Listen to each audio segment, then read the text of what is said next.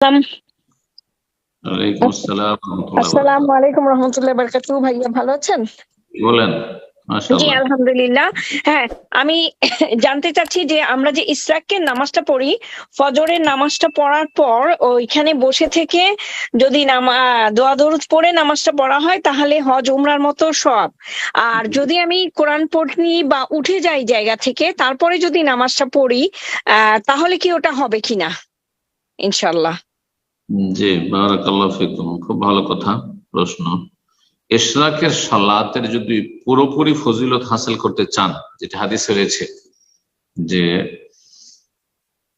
মান সাল্লাল ফজরা, ফজরের সালাত পড়লো, সুম্মা জালাসা ফি মুসাল্লাহ, তারপরে সে মুসাল্লাতে সালাতের জায়গাতে বসে গেল, হ্যাঁ, সুম্মা কাদা ইয়াজকুরুল্লাহ, তারপরে বসে গিয়ে আল্লাহর জিকির আজকার করতে থাকলো, হাত্তা তাতুলু আশ-শামসু, সূর্য উদয় হওয়া পর্যন্ত। সূর্য উদয় হওয়ার যে টাইমটা দেওয়া আছে তারপরে যে 15 মিনিট কমপক্ষে, যেহেতু অপছন্দনীয় বা আছে নিষিদ্ধ অক্ত সেই সময়টায়, তারপরে যদি 2 রাকাত সালাত পড়ে, সুম্মা সাল্লা রাকাতাইন কানা লাহু কাজরে উমরাতিন ওয়া হাজ্জাতিন তাম্মাতিন তাম্মাতিন তাম্মা, নবী সাল্লাল্লাহু আলাইহি ওয়াসাল্লাম বলেছেন তিরমিজি হাদিস, সে পূর্ণ একটি হজ উমরার সওয়াব পাবে।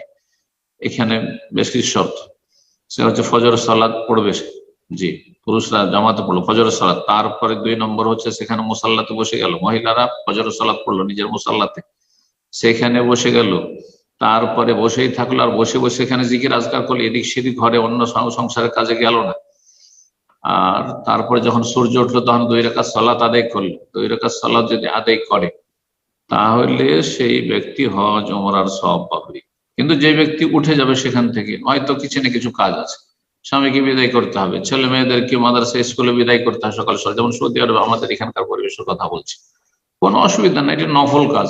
কোনো এমন না যে সুন্নাতে, একদম সুন্নাতে মুআক্কাদ এমন কিছু না, নফল কাজ অতিরিক্ত করলে নাকি না হলে কোনো ব্যাপার না। তো যদি এরকম উঠে গেল, কিন্তু আবার 2 রাকাত সে পড়লো, বাচ্চাদের বিদায় করে বা কাজ কাম সেরে সূর্য ওঠা 15 মিনিট পরে আবার সেখানে এসে 2 রাকাত সালাত আদায় করলো, তাহলে সে পূর্ণ নেকি পাবে না, তবে অনেকটা নেকি পাবে।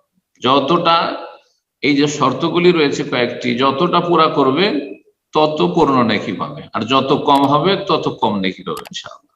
আল্লাহ তাআলা আলাম।